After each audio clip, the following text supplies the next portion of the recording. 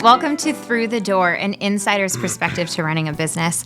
This is a podcast where we interview entrepreneurs and business leaders and kind of talk to them about their experiences and their journey through running a business and all of the trials, tribulations, and successes that come with it. So today I have with me Jonathan Jossell. He is the CEO of the Plaza Hotel, an iconic downtown hotel and casino. And we're going to be able to learn from him about his experiences being in Vegas and kind of reshaping the face of downtown. So welcome. Thank you, Megan. Thank you for having me on your podcast. And it's called Through the Door? Yes. Is that what that is? That's the door? Yes, that's the door. You can't walk through that, but it is a little speakeasy. That door is over there. Walk through that one. one. Appreciate that. Great to be here, and thank you for inviting me here. Yeah, of course. So we always start off these episodes with just learning a little bit more about how you arrived in Las Vegas and really landed in the role that you're in. So tell us a little bit about that journey for you. What made you think I wasn't born and raised in Las Vegas? Could be the accent and also some homework that I've done on you. But yeah, and you shared with me that you went to school in the UK and all that. Yeah, I was actually born in South Africa. I was born in Johannesburg. I moved to London when I was 6 years old. Went to school in a place called Birmingham University. We call it university, you call it school, college. Yeah. And I did my thesis there on, I did a business commerce degree, but I did my thesis on the gambling industry in the UK, which is what would happen if Las Vegas style casinos came to the UK. And this was 2002. And you say, well, why'd you study that? And it's because I loved gambling. I loved the idea of gambling, the industry. Was the gaming age there 21? Like, how'd you get exposed? 18, no, and I was gambling long before 18. Okay. Unfortunately. What got you into liking gambling? It was playing pool. It was just watching. Putting money on something? Putting money on some things. The dog tracks were very popular back then. The horse racing. It was just a cultural thing in England. It's still there today. It's a huge cultural thing, and I was interested in it, and not just consuming it, but also the business of it. And so when I went to university, that's just what happened to be my thesis, was the gambling industry in the UK, and I chose to study that and do a business case study on a Las Vegas style casino opening up in the UK. So while I was doing that, some family friends invited me for lunch through my family, and I'm sitting at lunch, and there's a gentleman by the name of Zabludovic. Oh, wow. Who is the very unique chairman. Name. Very unique. He's from Finland. It's a Finnish name. And he's the chairman of Tamara's. And he says to me, I think I was 20. And he says to me, what are you doing? And I tell him I'm at university and I'm doing my thesis on the gambling industry in the UK. And by the way, if I'm talking too much, please tell me. No, this is interesting. This is too long. And I say to him, I'm doing my thesis on the gambling industry in the UK. And he, in a very nonchalant, relaxed way, says, I just bought 6 casinos in downtown Las Vegas. Pocket change. I'm like, what? What are you talking about? It's not every day you meet someone that says that. So I was fascinated, and I asked him if I could have work experience that summer. I want to say it was, now we're going forward, I think it was 2004 now. Was that your first time in Las Vegas, or had you been here before? No, I remember coming here in 1999. I remember staying at the Bellagio. I remember having dinner at Prime Steakhouse. Oh, wow. I remember being in Las Vegas at least once before that. Okay. So anyway, I followed up with this gentleman every day after that lunch, and I said, I want to do work experience, and I think he was like, you're annoying. So after the 5th go, he finally was like, hey, his assistant said, look, buy a ticket to Las Vegas, and we'll set you up with a team at the hotel there. And I wasn't 21 yet, I do remember that. So I get on a plane, I fly to Las Vegas, it's July, I think 2004, 2005. And I get here, and they put me up in the plaza. And keep in mind, it's July, I'm not 21. It's a million degrees. Yeah. And if you were in downtown Las Vegas in 2005, it was terrible. It was a dump, okay? So I'm living in the plaza, I'm not 21, and I'm like, what am I doing here? And I study the things that they asked me to study. And the idea was, the name of the project was the revitalization of downtown Las Vegas. Yeah. So credit to them, they were way ahead of the curve in terms of this idea that we're now today seeing happen. And Oscar Goodman was obviously the biggest proponent of that. And there's 2 parts to the story. One is he had done this in another market. So he had bought a building in Times Square in 1989. This is Zabludovic. And he bought a building in Times Square in 1989, and everyone said, you're crazy. You take a car to Times Square, you get out the car, you're going to get mugged or robbed or whatever. I never went to Times Square in the 80s. I don't remember it, so maybe. There was a mayor, and he was like big on, I can't remember his name. Rudy Giuliani. Yes, there you go. Rudy, yeah, very famous for cleaning up, basically. Also New famous York for his scene time. in the Ali G in the Sacha Baron Cohen movie. Yeah, that is one of my favorite movies. Separate reasons to be famous, but and so he had convinced investors to invest in Times Square. They were going to clean it up, and to their credit, they did. And he bought this office building in Times Square, and it was very cheap relative to what it is today. And he put Disney as his tenant and a few other leases, and all of a sudden Times Square became the center of America. And an amazing investment. And many people said, hey, not many, someone told him, you can do the same thing in downtown Las Vegas. So the difference being, downtown Las Vegas is hotel casinos, not office buildings. So you can't just lease it out and then be done. Yeah. You got a 24-hour operation. You got a gaming license required to operate the businesses. You got thousands of employees. You got lots of cash. You got unions. You got a lot more things to think about than an office building. Was that his first entry into gaming? Was Correct. Buying up these 6? Yeah. Wow. Yeah. So he had these partners on the ground, and he had bought it from a gentleman by the name of Jackie Gorn. The reason I mentioned Jackie Gorn is if you really want to study the gaming industry in downtown Las Vegas, he's probably on the Mount Rushmore of the greatest to ever do it. His son is Michael Gorn, who owns the South Point. Yep. Also one of the greatest to ever do it. And you ask, how do they do it? And they're just brilliant people that understand their customer base and they understand how to treat people. That's really what it comes down to. So he had bought Jackie Gorn's portfolio, which at the time included the Plaza, Las Vegas Club, the Westin, the Gold Spike, Nevada Club, and the Queen of Hearts. Is that 7? 6? How am I counting? 6. Yeah. Sorry, I just came back from London last night. I'm jet lagged. I was like, that's 7. That's 6, 7. But it was 6. It was 6. Because you had 4 and 2. Yeah, All right, so we're good. But I'm jet lagged. Give me the benefit of the doubt. I'm struggling a little bit. So he had bought 6 casinos and a bunch of land. And the Plaza was obviously the biggest. Las Vegas Club was second. The Westin was third. And then you went down. There were some smaller ones in there. Yeah. The El Cortez was the 7th, but he never bought the El Cortez. He could have bought the El Cortez at the time, but didn't. So he bought all these properties. He needed someone on the ground. I come out here as a kid, 20 years old. And after 4 weeks of living in the Plaza, I think I played poker a couple of times. I remember playing poker at the Plaza when I wasn't 21. And I sort of emailed him after 4 weeks. I was like, thank you for the opportunity, but I don't know what I'm doing here. I've studied what I can, but this area is like really rough. It's a long way to go. So you saw it more as like, this is not ready for this revitalization project that you have, and I can't really contribute much. Correct. And to their credit, they saw it. They saw something I didn't see. Yeah. I was 20. Yeah. I didn't know what I was looking at. I just knew that I was living in the Plaza eating room service and kind of bored. Yeah. I had no business experience, and I was kind of immature. So I left. But what I had done was I'd obviously made good contacts within his company, in his New York office, his London office, and they ended up offering me a job after my university career, or whatever you call it, university program was done. So I ended up working for him for 2 years in London. And I worked for his team in traditional real estate. And after 2 years, I was kind of bored. What did you learn during that 2-year cycle that maybe you still apply today? Honestly, I don't remember. I remember thinking that how you evaluate traditional real estate, how you look at it there, it's really, when you say traditional real estate, it's leasing a building. That's what I was doing. I was managing leases, tenants. Okay. Probably what, if I had to answer your question specifically, it's this idea that relationships are more important than anything else, and that even in those buildings, yes, you're doing a lease, but it's those relationships with the tenants that ultimately matter, and where you find the tenants from, and the brokers and the network success, is very important. So I actually started interviewing at other places.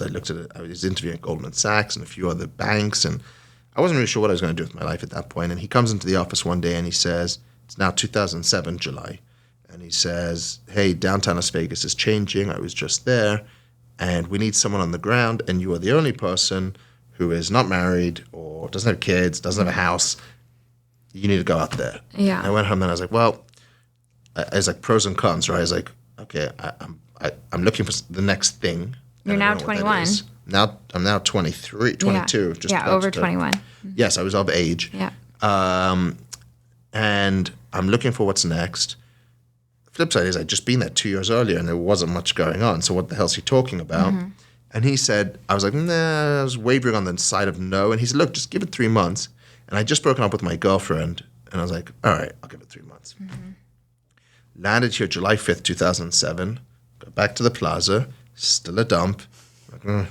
But the guy that was working there, who wasn't there 2 years earlier, said to me, hey, there's this new bar that we all meet at on Thursday afternoons. And I was like, ding, there's a community, there's a bar. There wasn't a bar. There wasn't a beauty bar. There was nothing there in 2005. Really? Beauty bar wasn't there? No, we signed the lease for beauty bar. It came later that year. Yeah, I didn't start going downtown until probably around 2009-ish. Beauty bar was first in like late 2005.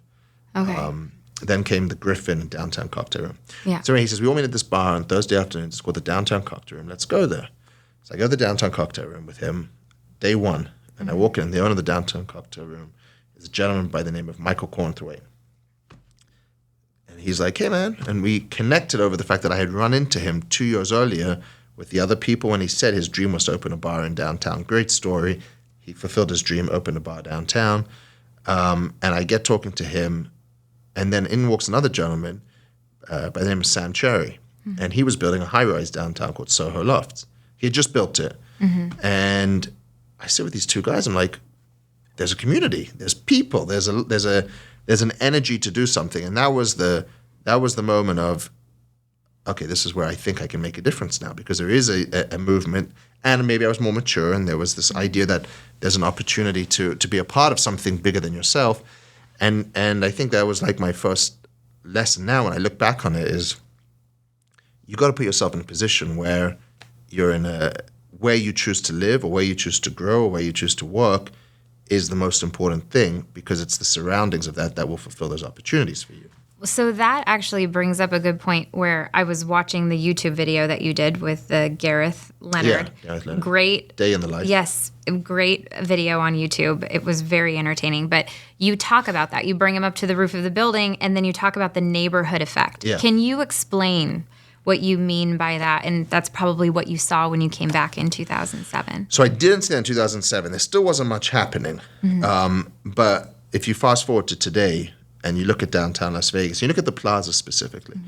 When I talk about the plaza and its success of late, you got to imagine that a decade ago there was a dirt lot called Symphony Park, literally dirt. I mean, there was nothing there. There was a train track and dirt. Then you had the Greyhound bus station, which was the highest crime per call to Metro in the entire city of Las Vegas. You had the Las Vegas Club, which was a rundown building that needed to be torn down. And you had the plaza that really wasn't taken care of. And so you had this basically intersection of nothing, as far as I'm concerned. Down between Main Street and Fremont, there was just nothing there. And if you look at the neighborhood effect today, so that dirt lot on Symphony Park is now the Frank Gehry Lou building, Frank Gehry designed Lou building. You have the Smith Center. You have 800 apartments. You have the Greyhound bus station, which is now gone, that I got a key to the city for getting them to leave their lease early. You've got the Las Vegas Club that was torn down, and now you've got Circa, a brand new billion-dollar hotel. And you've got the plaza, which has been revitalized. Every room's been remodeled, all the new F&B, the new entertainment. So you have this area around you that's now become something. And the answer to me was the neighborhood effect is what has allowed everything downtown to become more successful. On its own, all these places could not work on their own. The Arts District, East Fremont, everything Tony Hsieh did, has helped to raise the profile of the neighborhood, which has allowed the plaza to be a part of something that, yes, the plaza has come a long way, but I don't think it could have done it without the neighborhood coming to where it is. And some of that's strategic. You know, getting rid of Greyhound was in our control. Yeah. Selling the Las Vegas Club, which is what now is Circa today. When I met with the owner of Circa, I said, hey, we'll sell it. And we've gone through a very interesting negotiation. It's a whole different podcast. But when he convinced me that there was going to be a destination attraction on that corner, I was like, well, that could be interesting because you're going to make this whole thing better. And I remembered Steve Wynn talking about Fashion Show Mall not being great across the street to the Wynn, but having new high-end development that matched their demographic better would help. And it's exactly what's happened. Having Circa across the streets only helped the plaza. It's been wonderful. So tell me a little bit about the renovation that happened in 2010, because in reading the About Us on the plaza, you actually oversaw the renovation. And there was some key people in your life, some mentors, if you will, that you had talked to about what do you do with the Plaza Hotel? Do you just implode it and like rebuild anew? Or how do you attract people to this iconic place that has been in Vegas for a very long time? Yeah, it's a long journey. A lot of people did say that you should implode the plaza. That was the sentiment from a lot of people that I talked to. I never really believed in that, although maybe that's because I never really believed that it made financial sense to do that. I should say, because it would be nice to have a brand new spanking place there. Mm-hmm. But what we were presented with in 2010 was the place was doing terribly. There was this horrible recession, and there was a lot of questions about what should we do with it. And I got a call from our designer, and she said, it might be 2009, and she said, hey, I'm in the Fontainebleau, the old Fontainebleau, not the Fontainebleau today. Mm-hmm. Well, still the same Fontainebleau location and building. It just wasn't open at the time. She's like, I'm in the Fontainebleau. They're getting ready to liquidate all the furniture. Carl Icahn had bought it for very cheap out of bankruptcy, I guess. And he wanted to sell all the furniture. And I went there, and I'm in the basement, and I see all this tile, carpet, headboards, beds, everything. Mm-hmm. So I called Poyu Zabdadovich, the chairman, and I'm 25 years old now, 26. And I'm like, hey, I'm in the basement of the Fontainebleau, and all this stuff is for sale for 10 cents it was like 12 cents on the dollar. Brand new. Never touched. Mm-hmm. Still in its packages. And he says, I couldn't believe it. He said, buy it. So we bought it, right? For a 1,000-room hotel, we bought all this FF&E. And what happened was we had this team at the time who, I was on the real estate side. I wasn't in the operation. I wasn't licensed yet. I was just helping work for Poyu on the Tamara's side on the real estate. And we had the team that was doing the operations and the management.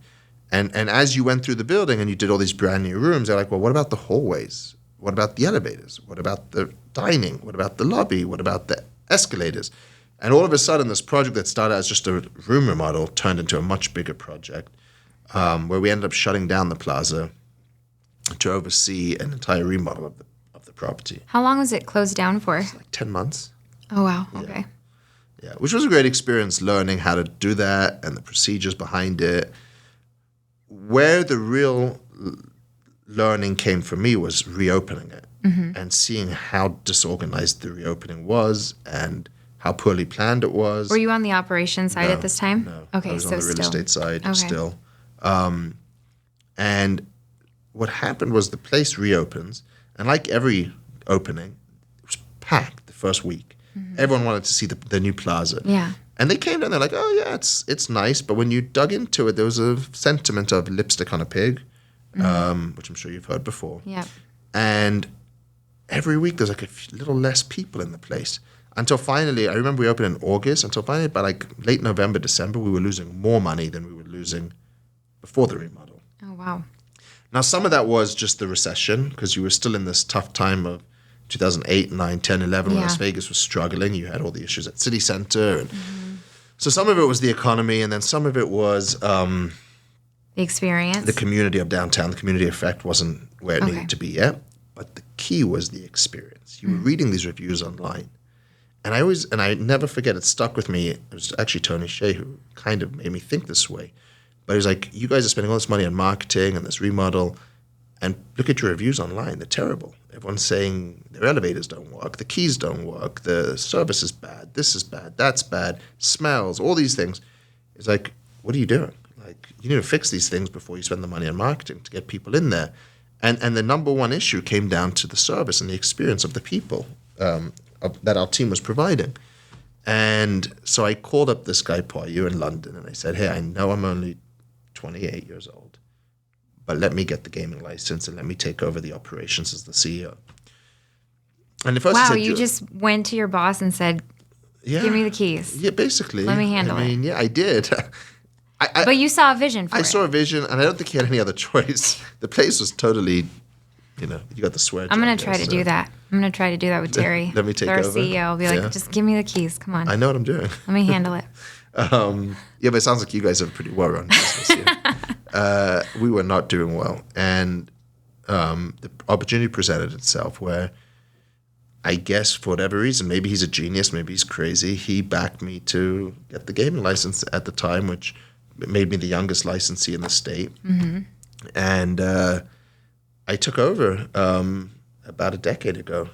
How was that? I mean, being so I know that young. answered your question, but I know, but being so, because it just kind of struck me that when you talk about your age and where you were very young. Mm-hmm. And then taking these big chances, but you ultimately knew that you were the best person for the job. What was that like? Well, I don't know I was the best person for the job, but I at least believed it. Had a commitment that I was going to work as hard as anybody to make it work. That was in my mind. I don't know that there's definitely people that were more experienced than me, but there's two parts to that. One, to answer your question, it was very difficult because a lot of the people that had worked there was a bartender that had worked at the time. He's no longer there, but he had worked on opening night in 1971. There was management that had been here 20 years, 30 years, 25 years. And they're like, what does this kid know about anything? Why would I listen to him? So there was an element of I have to earn that respect, right? Respect is not given, respect is earned. Mm-hmm. And I knew that going in, and I had to convince people that I have a plan and you're going to be better off with me, which was not easy because the people that had been running it prior to me had all tremendous experience from the Strip, had run casinos on the Strip, had run other casinos downtown. And here's this kid coming in and being like, okay, here's what we're going to do. So there was a traumatic element of earning respect, which took a long time. And not just respect, but earning belief. Like, why would you stick with me? Just quit. And people did leave. They're like, there's no way this is going to work out with this kid. So there was a part of that, and probably the support I had from the ownership group was what allowed me to be successful and convince these people that stick through this, it's going to be okay. Yeah. And then another part of it was where I think I was lucky. I'm not lucky, but I think it helped being so young was not knowing what was possible. Because it was a seriously constrained project and building. So not knowing that we had all these problems, but just being sort of naive to it, actually made me open to a lot more ideas and trying things. And it was this process of over time, just converting it into something that could work. And I think the team believed seeing me there every single night with them and every single day and coming in on the weekends and random hours gave them confidence that I was in the trenches with them. Mm-hmm. And that helped to turn the morale and the culture around. So that was a big part of it. Was that different with leadership before you kind of came in, where they were somewhat absentee from really being in the trenches with the people? Like they didn't get a whole lot of exposure?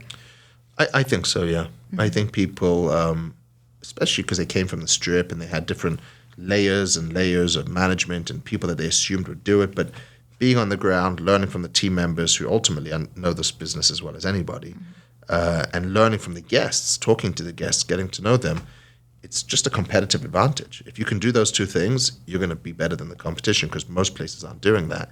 And yeah, they weren't doing that prior to me. Some of them were managers of this place, but at the Plaza, but also had other properties. We also at the time had Las Vegas Club in Weston before, so that was a distraction almost. Once I took over, we sold the Las Vegas Club, so we could really focus on the Plaza, and we sold the Weston to Tony Shea. So because we only had the Plaza, I focused on that and definitely committed myself to being on the property and learning, and that's what I did. I would stand by the entry door some days and just watch when people came in.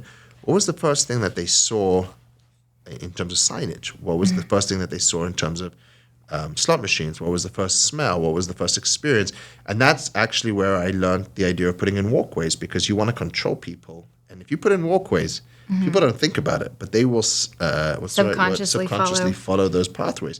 So you actually can control the journey. Mm-hmm. You just don't know that yet. So I watched. I was like, oh my god! So you start putting in walkways. I was like, look at this. It's like lemmings. I would make them walk, and they follow the pathway. It's great. How did you learn that? The details, the small little details that kind of really overall enhance that client experience? Because we talked, what was it, a month ago, and you said, really, at the end of the day, what we're doing is we're just taking care of people. Yeah. That's ultimately what we're doing. Now, there's layers of, complications and things that kind of come into that. But was there a mentor or someone that kind of taught you that aspect of the business, the small details making a difference? No, I never had a mentor. The guys that were running the place before me were definitely people that I looked up to and would learn from. Part of it, though, is the fact that I am a gambler and I understand this. I'm not a gambler, like a big gambler. I just enjoy the industry. I enjoy the entertainment side of it. So I understand a part of what people want to experience or how they want to feel.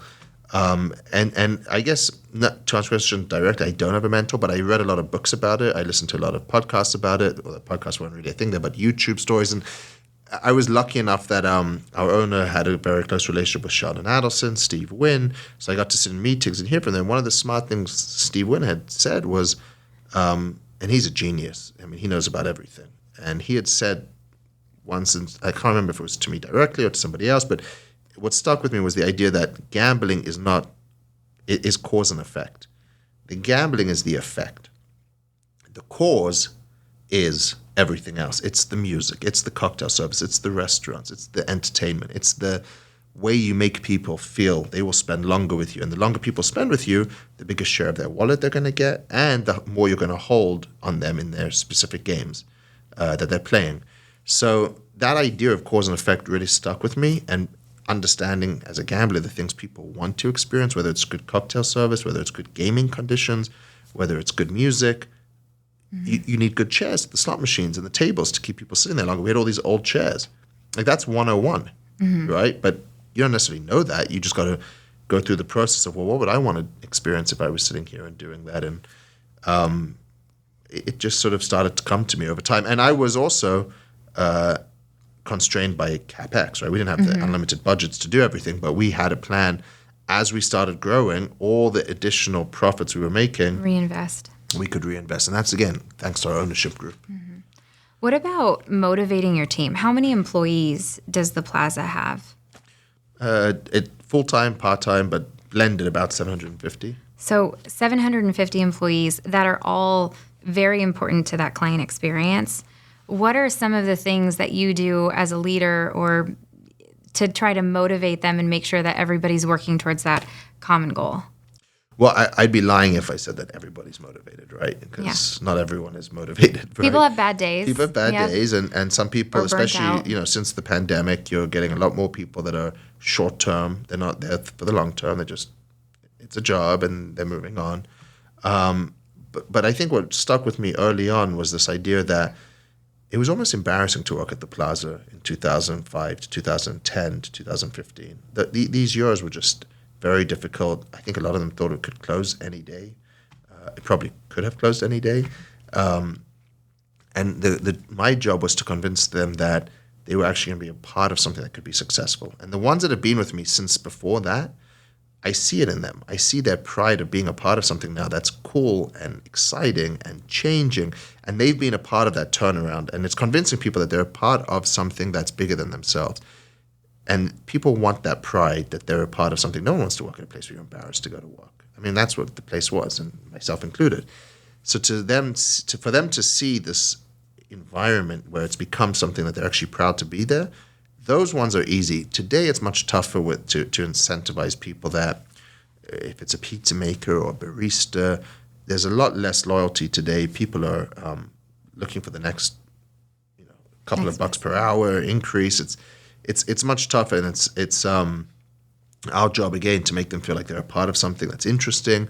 They're changing the face of downtown. Can we make this the best place to work in downtown? We have a great HR team that does do incentives and other things. But really, those early years, it was just convincing people that you can be a part of something now that's going to be basically go from 0 to 100. We're not at 100 yet, but that's where we're going to get. Mm-hmm. Tell me about some of the marketing ideas and choices that you've made, like Super Bingo for one, doing something like that where you're bringing in 700 plus people, and then also the fireworks, which is kind of bringing attention to your hotel. One thing that I noticed that you did were the murals outside that were really unique to downtown and honestly just an amazing project. What were some of the decisions or choices that you made there? It couldn't have all been like ROI, like the mural piece, for example, right? No, there's no ROI on the murals. So what I think the first thing that you're touching on is we're willing to try anything. It doesn't always work out, but we try everything, or not everything, but we try different things. And pickleball, people said you're crazy in 2016 to be putting in pickleball. To look at it today, it's the biggest sport, fastest growing sport in America. The rodeo arena was nuts for downtown. The murals were very, how can you take such a classic building and put that there and change it? The pink donut in the front. But we try things, and I think that's why people love working there, is this idea that it's not like MGM where, or I should say MGM, but any other big corporation where there's multiple layers and you can't get certain things done. Like, we're pretty nimble. If you want to try something, do something, it's me and a small team that are discussing these things. And so that's one of our strategic advantages. And then I would say some of the things we do, whether it's the fireworks, the murals, we've become big adopters of social media and influencers and partnering with people and giving people content. And the fireworks is just basically a billboard on top of our building every single Friday night. So we did fireworks every single Friday. It started with New Year's Eve and then July 4th, and it just became, I fell in love with fireworks mainly because seeing the way people react to fireworks is pretty amazing. It's one of the things that like everyone stops and looks up and then they start filming it. And I don't know what they do with that video when they get home. I'm not sure what the point of it is, but they love it. And I have a saying that nothing works like fireworks because it just gets people to come there. And I think part of it was this idea that Fremont Street Experience and us had some issues in the early 2000s and 2010-ish, and they'd built the zip line and it kind of blocked the view of the plaza. So once we started doing these fireworks, I would hear from some of the other casinos like, oh, there goes the plaza making noise again, and that was my way of letting everybody know, hey, the plaza's still here, don't forget about us. And there was the fireworks, there was the murals, there was pickleball, the rodeo, bingo. We're the only ones downtown doing bingo. It's trying things that no one else is doing. It's giving people a reason to come there. And in terms of marketing, it's amazing what's happened with social media. I mean, you talked about the Gareth Leonard video. That cost me $0. I mean, it's my time, so my time maybe costs, but not really. It cost me $0 to have a guy follow me around for a day. Truly just organically follow me around. There was nothing scripted there. We didn't plan any of that. He said, can I follow you around? I said, sure, as long as I can edit for gaming requirements. And now you've got, 1.5 million views on YouTube. What's more powerful than that? People that are engaging with you organically. And the same thing's happening with influencers. I mean, these guys playing slot machines for a living, they've got 500,000 views, millions of views on each video. It's like, what could be better than people getting to know? And that's where I see a lot of the marketing going, especially with like foodies and the restaurants. So our big focus for the last few years has been influencers and creating content. And now we're going to double down on that. How do you measure that, I guess, as a business? How do you measure that intangible effect of the views and the downloads and all the influencers coming in and kind of filming and posting about your hotel? I'll answer that question in a second, but let me ask you a question. How do you measure somebody putting up a billboard? How do you measure somebody reading a magazine? That's true, based on visibility and just number of traffic. No one's watching your billboard on the freeway because they're all looking at their phones while they're driving, looking at your videos. That's the problem with people texting and driving. I'm not advocating for it, but that's unfortunately what people are doing. So, I mean, a lot of media what you're talking about, media is hard to judge anyway. Advertising is hard to judge. What I see is a couple of things.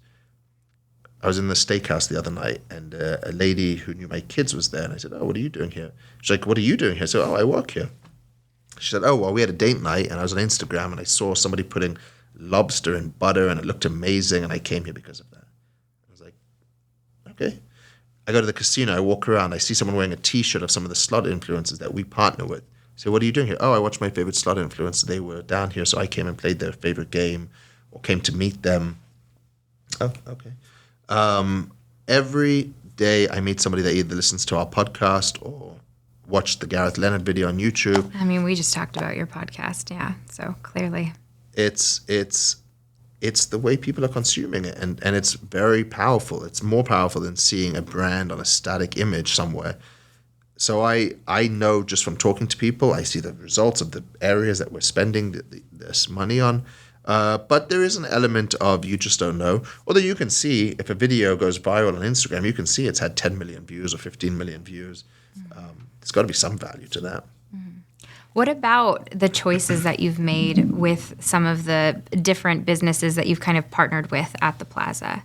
Tell me about the decisions for the pink box thing is brilliant. That is it's now a new landmark of downtown Vegas. And then same with the sand dollar. That's one of those secret, I would say kind of secret, but just locals know of the sand dollar and bringing it to the Plaza. What were some of the choices that you made? Because those are brilliantly fit the brand. Right. Well, thank you very much. I appreciate that. When I first came here, that was one of the first things I did was looking at brands to partner with. And I remember we did Firefly in Oscars. Before it was Oscars, we had Firefly at the Plaza. Oh, wow. We had an omelet house at the Plaza. And then this was before we shut down for the remodel. But it gave me the idea of partnering with local brands and good operators. And Pink Box, I knew I wanted a dessert or something sweet on that corner to go with the carousel bar. I had no idea what great operators the owners of Pink Box are. Shout out to Steve and Judy Siegel. They do an amazing job. They're everywhere. I feel like they're popping up everywhere. But they got great donuts and they got a great brand, so they deserve it. And their design was really aggressive. And everyone said, you're crazy, you can't do that. And I was like, no, we're going to do that. It's going to be fun and people are going to see it. And it's been just an incredible success for us and for them. It's been a great partnership. Sand Dollar, again, great partners, live music. It's something that the Plaza was lacking. So when I took over, obviously we had all these different elements that we fixed, from the pool to the convention space to some of the dining options. We didn't have good entertainment, which is why we built the carousel bar and we built the Sand Dollar for live music. We needed some places for people to hang out after 10 p.m. That's what those gave us. And now we have a new show opening. It's called Mavericks Misbehaving. It used to be in downtown at a bar called We All Scream, called Cheap Shot, next to We All Scream. They're part of the same building. And it's a great partner. Amy Saunders is opening it up, and it's going to be a great show. It's a variety show. Kind of like the Absinthe of downtown, I guess you could say. And really looking forward to having a show. So now, again, it's giving us all the tools to be successful, whether it's the bars, you can go to Oscars and have dinner, then go see the show, then go to the Sand Dollar and listen to live music. So we're slowly but surely getting to where we need to be.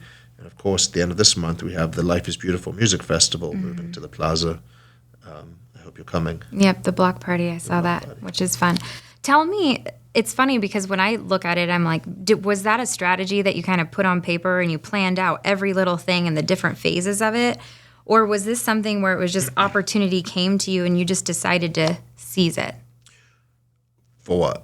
Which part? For any of it. It's interesting because you talk about first you looked at what people were looking at when they first came into the casino. So you kind of paid attention to some of the details and just understanding how, other people playing table games or gambling would want to experience it, and then working on that. Then starting to partner with different businesses. Was that like a methodical plan for you, or was that something that all of a sudden you were introduced to that particular individual and then you just started working with them and you're like, you know what, that actually sounds like something that could fit here. Let me talk to that guy about it. It's a little bit of both. Thank you for clarifying the question. Yeah. It's a little bit of both. I mean, we have got a master plan and an idea of where we want to take the property, but the growth has been so what's the right word? The growth has been so exciting and fast in the last couple of years that now it's like, well, what more can we do? What more can we do? And then it's like, well, hold on, we're doing good. Let's not ruin what we're doing. Let's keep building and building. And so I kind of have an idea of like, I want to do something to make the place better every day. And that can be as small as a tweak to a slot machine layout. And it could be something as big as a new bar or a new F&B. And so we are working on, right now, we've established a couple of areas that we want to majorly focus on, which is more room remodels, upgrading more rooms, and then a couple of new food and beverage concepts that mainly food concepts that we're working on. And then there is a master plan. We have 17 acres of land that the Plaza sits on, of which 7 acres is the existing building, 10 acres is vacant land. And that vacant land has huge potential that we are now working on as well. So to answer your question, it's a mixture. If something interesting lands in our lap, like Life is Beautiful wasn't always in our cards, but somebody said, this is what the situation, and we met with them, and they're like, we could do this. Sure, we'll make it work. And the fact that this is going to happen to be pulled together is pretty amazing. So yeah, we're pretty nimble and can adapt pretty quickly to ideas if they come along.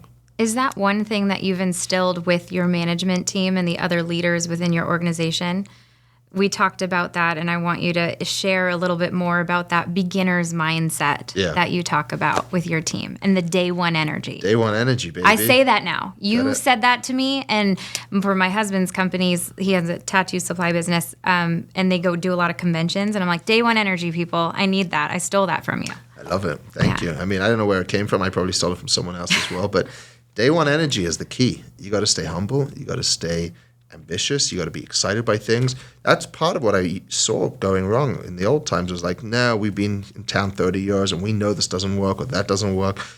And you don't know what's going to work. And downtown's different to the strip and every property is different. And, you know, staying open-minded and taking meetings. And someone said to me the other day, like, why'd you take these meetings? Like, it's such a waste of your time. It's like, no, it's not. Because for every 1 out of 10 that turns into something, it's so worth it. And it's that idea of staying hungry, staying ambitious, staying humble. And yeah, I do shout day one energy when I walk into the office. And I think part of it, people like working in an environment where you never know from day to day what's going to drop on your lap. I mean, we do try some pretty outrageous things. And I love it now because some of my other key leaders, they'll do not crazy things, but they'll like take interesting calls and listen to random emails. And you never know what's going to come out of them. And that's where a lot of our best ideas have come from. So it's pretty important that we keep trying that, and our other leaders jump on board. And I get upset if somebody shuts down an idea too soon or doesn't explore it and give it a chance to grow. How did you create that culture a little bit more about? That's not something that you just say and then all of a sudden everybody adapts to it. Is one thing that I find interesting in every interaction that I've seen when I spent a little bit of time with you at the Plaza, and then even some of the videos that I've watched, is you are so humble and approachable, and you can come and talk to you. Like, tell me about that personality trait, or do you think that's important for a leader to have specifically for like a hotel downtown, or do you think that's just an important quality for any leader to have? Didn't Winston Churchill say, "You're so humble, but you have a lot to be humble about"? Mm-hmm. So to answer your question, I think that they've been with me a long time, and they've seen the way that I treat people, and I took it as something whereby it's an opportunity for me to learn. So like getting to know the ladies that are on the slot floor, that are talking to our customers every day, that have been there 25 years. It's crazy not to develop relationships with them. And we eat lunch together, we get to know things, and they share information with me, I share with them. That community and that feeling of family is something that is very important to people staying with the company, growing with the company. A guy came to work at the Plaza a couple of years ago, I'll never forget, and he said, it's an amazing, he said it's a blessing to have a family like this at the Plaza. And it's also a curse because it's like everyone knows everyone's business and everyone's coming to me directly. They don't go to their supervisor. So it's just the way we run it, though. It's a very family-orientated business. And the people you're probably talking about that you see me interacting with, it's not like I've been with those people a couple of weeks or months. Like most of them have been with me over a decade now. So I'm starting to sound old. But it's when I took over, I was 29, now I'm 40. So a lot of those people have been with me from day one and understand that the things that I want, and that's what I want for them, is to be able to do, not that I'm perfect or that I know everything, but I want them to be able to assess things the way that I would assess them, see through the lens that I would see them through, so that we become one. And eventually they can do the podcast and talk about the Plaza the same way that I'm talking about it. And that's what I'm starting to see as people take that leadership. I told you when I was in London before we started, but like they call me, but I want them to make these decisions. I want them to start taking the reins, because that's how you grow and can take on more projects, when you have more leaders and more people that become an extension of yourself and the vision for the property. So it's not something that I like drilled into people. I think it's leading by example. Mm-hmm. I said it in the video, but I never ask someone to do something I wouldn't do myself. If it's cleaning up trash in the property, as you walk through, everyone should do that. And I lead by example in terms of the work ethic, doing things, managing, paying attention, caring, and I expect everyone to do the same. You talked about you have a plan for the plaza and the future for the acreage and everything that you have. What are some of the things that you can share with us as far as the future? Like if I were to play this video back, let's say 5 years from now, what do you think the plaza will be? I mean, I would like to think that the plaza will be the gem of downtown. It's already growing. I talk about that in a way of market share. So today in downtown, there's a clear winner. There's a clear number one, and it's not really even that close. It's the Golden Nugget. They're the number one property downtown. I would love the plaza to ultimately overtake that. There's a lot of work that needs to go into that to happen. And with that acreage, it can be done. You need more hotel rooms. You need more entertainment. You need more F&B. The parking garage of the plaza probably needs to be relocated. But that's not to take anything away from the Golden Nugget, because they may also reinvest and do more great things themselves, which is great for everyone, right? They're the beast downtown, and they have done an amazing job in floating the boats of everyone downtown. Now everyone else needs to catch up to that, which is what I would like to see happen. And the plaza, bit by bit, is going to keep chipping away at that and growing and improving. And I don't know that I can answer your question, because there's a few things in the works in terms of the acreage. But as it relates to the plaza, you'll probably see a couple of new entertainment options, new food. Well, the new show I already told you is coming next month, but new food, new rooms, maybe a reconfiguration of a few major entry points. And we'll see where that takes us. And then as we keep growing, we'll do the next thing. Yep, slow incremental growth. I like that approach. I think that that's better than being a comet or on a rocket ship per se. But I'm a banker. I'm more conservative. You are a banker. So why as a banker would you want to have a podcast?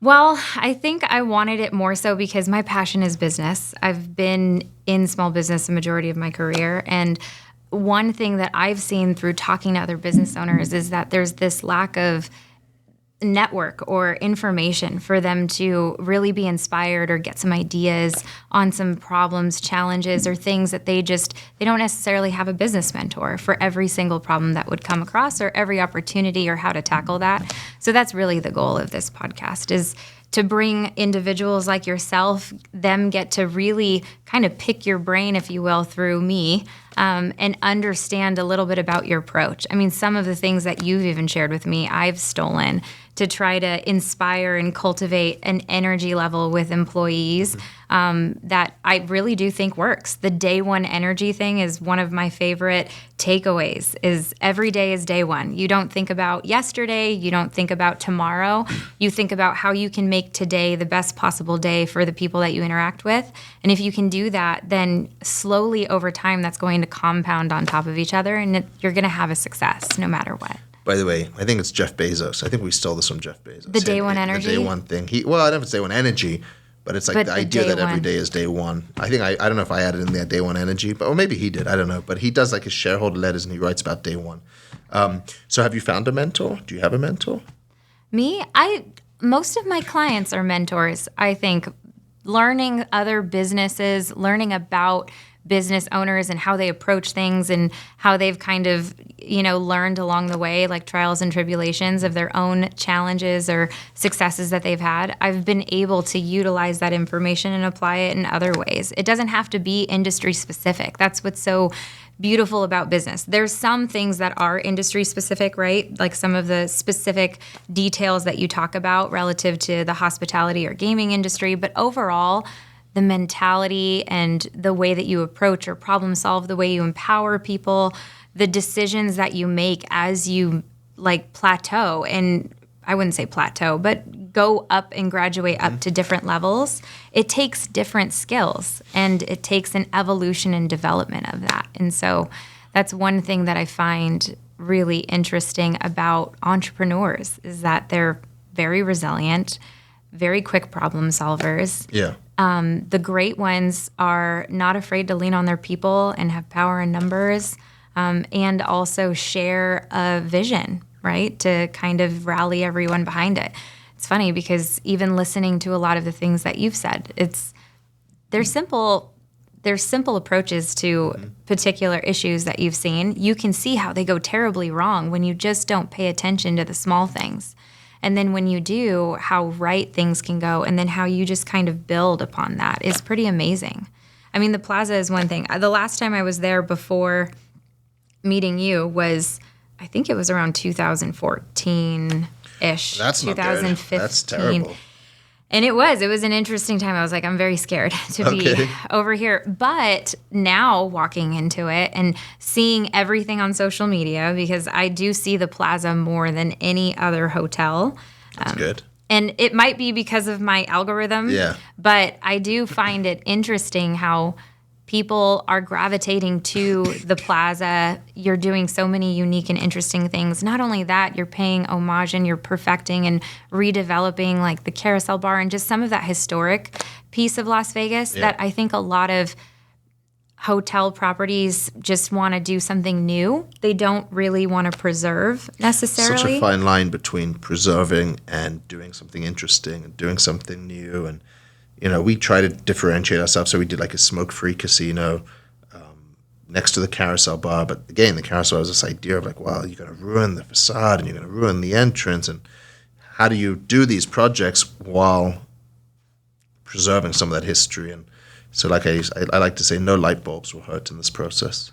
Yeah, and it's beautiful. It actually is a very I haven't been there because I have small children and I don't get to do anything, but I do plan on taking my husband there and hanging out and have to do it. Seeing what it's all about. Adair, our mutual friend that we have, she tells me all the great things that you have going on at the plaza, and she's a huge advocate for you. I tell her she should run for mayor. I feel like she's knows everybody in town. Shout out to Adair. Yeah, Adair Nowacki. Adair Milne now. Correct. She's married, right? All right. Well, but thank you so much for coming today and being with us at Through the Door, an insider's perspective to running a business. I'm Megan Comfort with Nevada State Bank, and thank you so much for listening. Thank you. Thank you for having me.